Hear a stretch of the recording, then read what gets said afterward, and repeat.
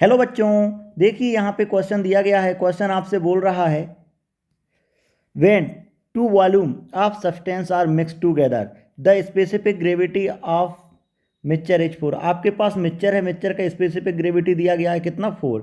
But when equal weights of the substance are mix together the specific gravity is of the two is 3। Find the specific gravity of two substance. देखिए इस question को करने के लिए सबसे पहले मैंने मान लिया late ρ1 and ρ2 be the specific gravity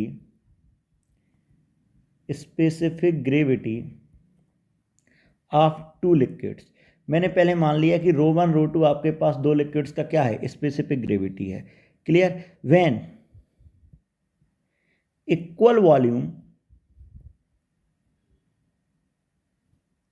is mix then specific gravity. जब मैं इक्वल वॉल्यूम को मिक्स कर रहा हूं तो मैंने आपसे बोला कि स्पेसिफिक ग्रेविटी कितना हो गया, रो। क्लियर।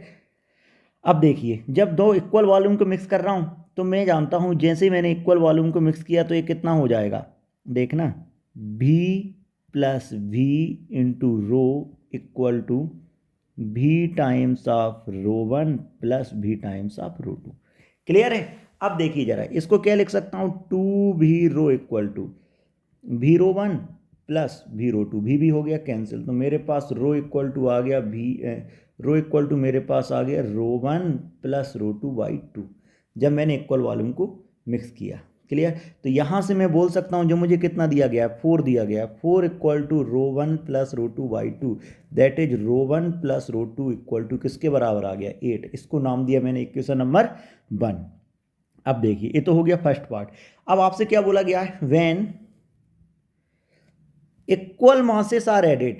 जब मैंने इक्वल मासेस आर एडेड, जैसे ही मैंने इक्वल मास को यहाँ पर ऐड किया, क्लियर है, तो आपको पता है जैसे ही मैं इक्वल मास को ऐड करूँगा तो मेरे पास जो रो मिक्सचर का फार्मूला आता है वो आता है 2 times of ρ1 ρ2 divide by ρ1 plus ρ2, जो कि स्टैंडर्ड फार्मूला है, सबको पता होता है, ρ1 प्लस ρ2।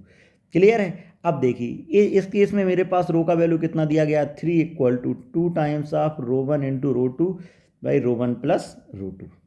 अब देखो ρ1 प्लस ρ2 का वैल्यू कितना दिया गया आपको, 8 दिया गया, तो 8 इंटू 3 कितना हो गया, 24 इक्वल टू ρ1 इंटू ρ2 इंटू कितना 2। तो मैं लिख सकता हूँ कि ρ1 इंटू ρ2 का वैल्यू मेरे पास आ गया कितना, 12। क्लियर है। ρ1 इंटू ρ2 का वैल्यू कितना आ गया, 12।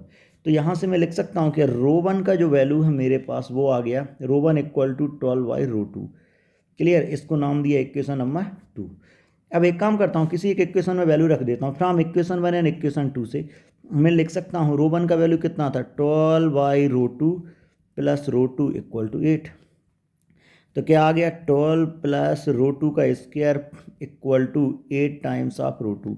तो लिख सकता हूँ ρ2 का square minus 8 ρ2 plus 12 equal to 0।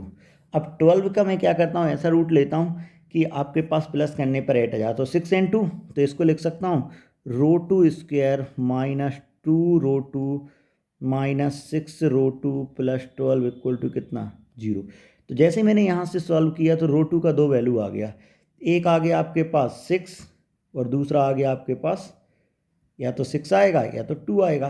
तो जब मैं यहाँ पे वैल्यू रखूँगा तो मैं भी बोल सकता हूँ कि ρ1 का वैल्यू भी या तो 8 आएगा या तो आपके पास या तो 6 आएगा या तो क्या आएगा, 2 आएगा। क्योंकि अगर मैं जब रो का वैल्यू 2 रखता हूँ, रो2 का वैल्यू 2 रखता हूँ तो ρ1 कितना आ जाएगा, 6 इक्वेशन नंबर 1 से।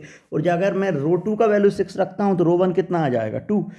ठीक है। तो मैं बोल सकता हूँ कि यहाँ पे ρ1 का वैल्यू 2 है या 6 है, 2 है या 6 है, सेम कहानी। ρ2 का वैल्यू या तो 6 होगा या तो 2 होगा। Hope you understand the solution. Thank you.